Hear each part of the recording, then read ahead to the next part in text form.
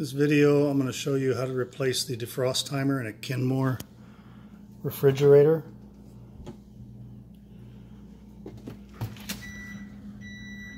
The timer is up here at the top. I attempted to replace the thermostat switch that's located way in the back behind that metal cover, but that didn't solve the problem. I didn't test it because I was too lazy, and I just went ahead and replaced it hoping that was it, but it wasn't. So now I'm going to try the defrost timer. It's an adaptive timer, so it's not mechanical, it's purely electrical. But in here, up underneath, right here is one screw, and there's the other one. Now these screws are just a nut, so you need a nut driver to take those out. I've taken off one of the control dials. The other one is a lot tougher to take off, and I had to use a screwdriver to go in underneath and gently pull on the different areas slowly and carefully so that it didn't wreck anything.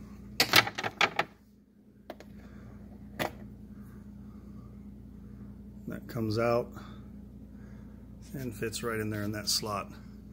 Once you've got those out, you can slide this unit down and forward. I've already had it off once.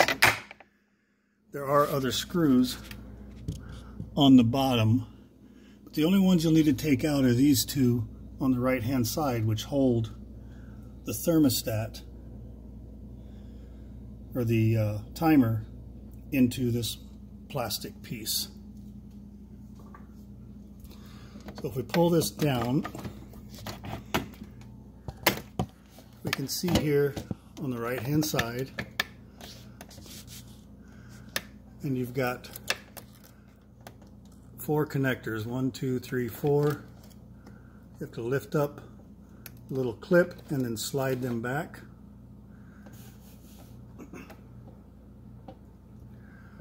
I would suggest that you unplug the refrigerator before attempting,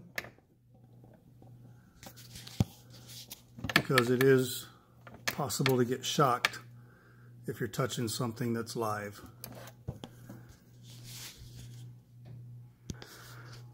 I ordered this from Amazon for about $21, $22, which covered tax and delivery. That's the back side of it where the screws go. You don't really want to touch the metal components. Before you even handle this, you should ground yourself, and you can do that by touching the metal of the lights or something like that. That way you don't send static electricity into any of the circuits, which can really damage them.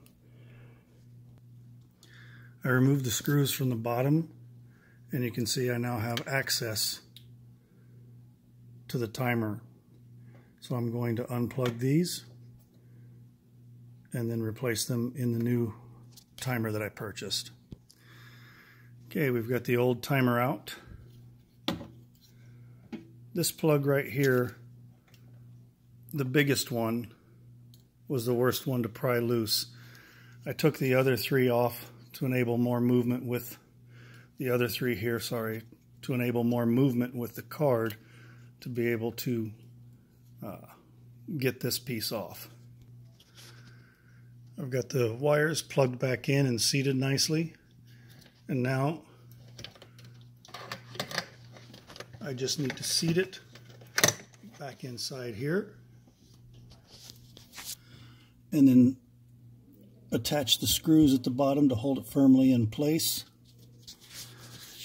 Then press this cover back up, replace the 2 screws, and replace the knobs. Actually, you didn't even need to take the knobs off, I'm sorry. I was watching another video where they did take the knobs off, but I didn't even remove the screws that hold this control panel in place. The second time, the time now that I'm showing you. So you shouldn't have to worry about these knobs coming out. Those two screws in the back, and then popping this down from the top, and then pulling that down a little bit and out is all you really need to do to get in there to that timer. Hopefully this fixes my issue. If not, then the next thing I'll replace would be the element. That's about the 3 pieces for the defrost cycle. Is the timer, the activation switch, and what this is, when it gets below a certain temperature, it clicks on like a light switch and sends to defrost, or when the timer does it, when it reaches a certain temperature, it clicks off. I'm not sure which one, but it is a switch. So it either shuts the circuit off after it's run and reached a certain temperature, or when it reaches a certain temperature, it switches on to run, one of the two. There's probably other videos that'll explain it if you actually need to know. But it's important in the circuit for everything to work. So that's it for the video. I hope this helps.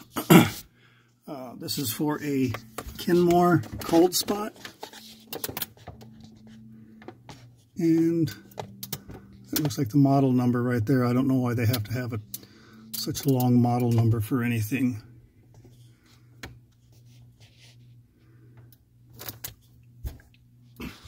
But I hope this helps for anybody that needs it.